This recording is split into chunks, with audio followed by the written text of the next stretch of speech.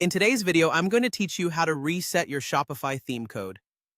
Whether you want to revert changes you've made or start fresh, these steps will guide you through the process seamlessly. We'll dive into resetting individual files and your entire theme, all while ensuring you keep a backup for peace of mind. First, let's talk about resetting individual files within your Shopify theme.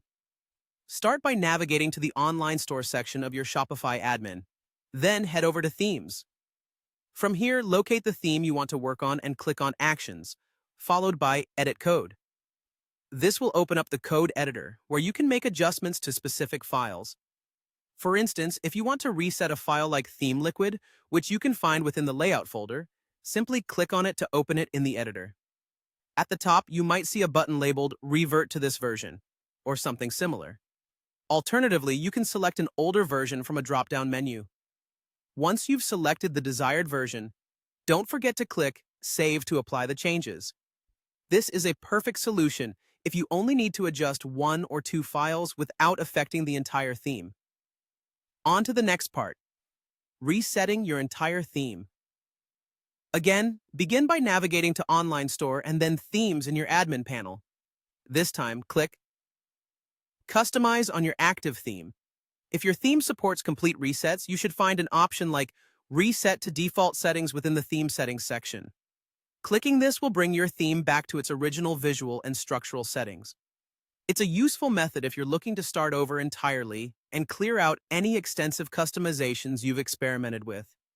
Now, let's touch on a few important notes to be aware of before initiating any resets. First and foremost, always back up your theme.